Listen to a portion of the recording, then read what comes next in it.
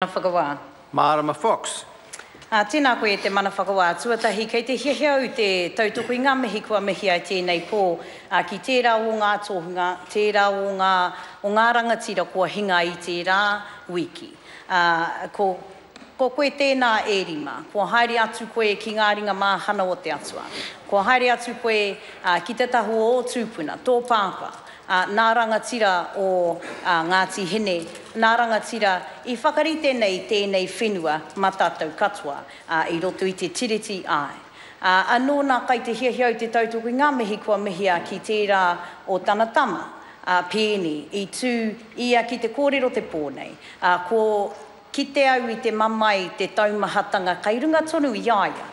Kai raro tonu i te kapua pauri me tana whānau te whānau pani. Nā reira, kia koutou o Ngāti Hine, ai, kua ngaro tēnei rangatira, kua aro mai tētahi hei whai ana tapu wai, tēnei te mihi atu, kia koutou o Ngāti Hine, o ngā puhi, te wāhi o te timatatanga, te whānautanga o tēnei whenua ki Waitangi. Kia ora. I want to add my voice to the kōrero tonight about Waitangi and its importance and its relevance to this country. When I travelled to Waitangi this year, the first time as an MP with the government, my mother actually scolded me and said, "Where are you going to be? I need you here in Kāratin, because we're going to celebrate Waitangi here in Kāratin with our whānau, as we've done in Masters and Wairarapa for years." And I said, "Well, actually, Mum, I'll be a few steps behind the Prime Minister at Waitangi, trying not to get hit with any flying projectiles." And so it was that I travelled there to the birthplace of this nation.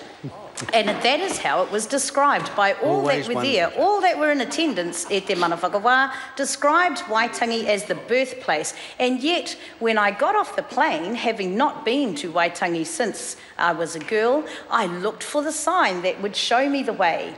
And there was none. There was a sign that said, Pāhia. Oh, Pāhia, Pāhia, Pāhia. Right. Well, I didn't know where that was. I had to get out my Google map from my phone to find my way, because there is no signage pointing out the most historic place of our nation, the birthplace of our nation where partnership was formed.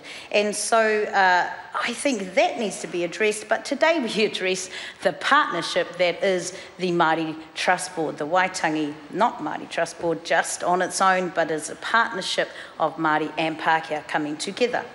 Yes, for me, the biggest thing in doing this was to address the representation and make sure that it was equitable. Everybody's talked about it. We had 4 families being represented by one on the Māori side and 3 families being represented each by 3 representatives. Now, yes, there's going to be a review. I want to acknowledge the Honourable Maggie Barry, who worked with us and briefed us on the important matters of the Waitangi Māori Trust Board, so that we could ensure that there was equitable representation. She listened and she made the amendments, and now we have equitable process going forward. Yes, the review may in time change that, but we felt that we could not let another day go on, another week go on, another year go on, while a review took place where a glaring inequity would continue. I want to acknowledge the members of the Māori Affairs Select Committee who worked together to ensure that not one more minute would go by with that inequity continuing.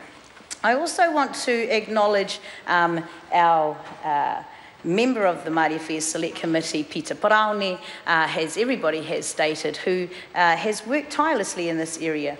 And though there may be some issues about representation going forward, about who of those families will come forward to row this waka together, I am sure that we need to put our faith in the people, that democracy will out, and that they will continue to uphold the mana of this place as the birthplace of our nation, and do the wonderful job that has been done to this point to ensure that those grounds, that area, continue to thrive and represent our nation as a sparkling example that they do at this time. Kia ora, e te mana whakawā, I commend this bill to the House. Yes, sir. I call